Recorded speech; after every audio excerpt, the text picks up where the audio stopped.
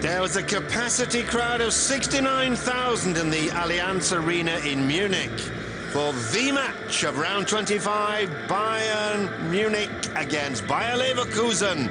Bayern riding high on top of the table with 50 points. Leverkusen, though, in third place, just 6 points behind. Could they close the gap on Bayern?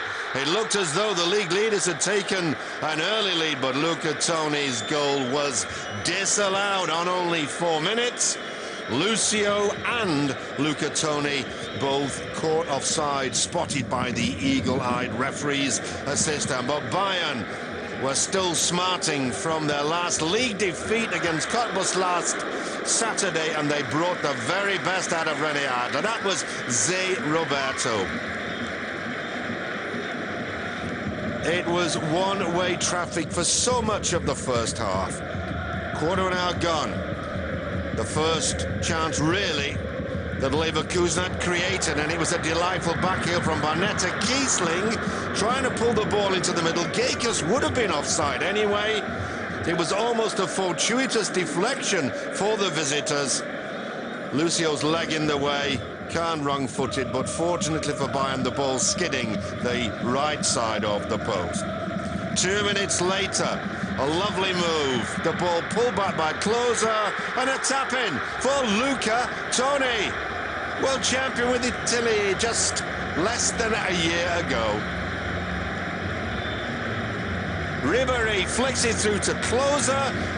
Pulled back, there goes Luca Toni. 1-0 for Bayern. Luca Toni's 15th goal of the season. 6 minutes later, Bayern in the driving seat. Klose splitting the defence with a fabulous pass. Zé Roberto, he was looking for Luca Toni. The idea was good, but Hans Zarpai was in the way. On the half hour, Leverkusen lacking heart and lacking conviction, but it was Castro overlapping down the right, pulled it back, and somehow Oliver Kahn, the veteran goalkeeper, kept that one out. He took a deflection of Sergei Barbares. Kahn was flying in the opposite corner, and somehow he stuck out a leg to save the day. There's the deflection, there's Kahn's left leg. My goodness, that was spectacular. Then 6 minutes from half-time, Klose,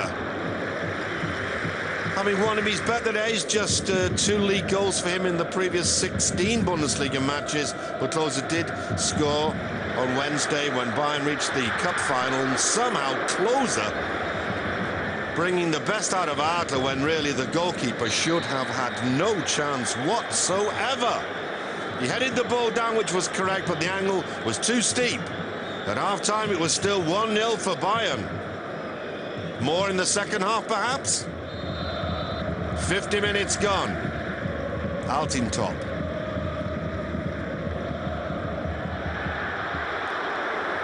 Well, how did Klose not put that one away? De Michelis nods it back into the middle. And somehow Klose, it was actually harder not to score. Still, Bayern leading by 1-0, but very, very much in control.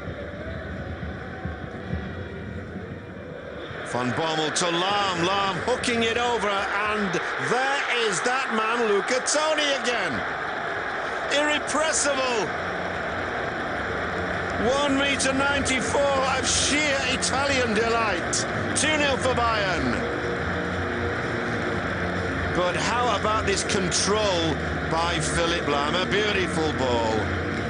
Nothing at all that Friedrich could do about it. Bayern, full value for their 2-0 lead. And now looking likely to open up a massive gap at the top.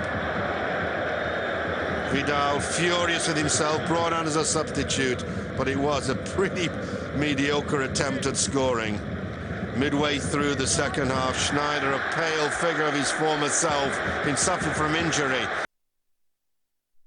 Greedy.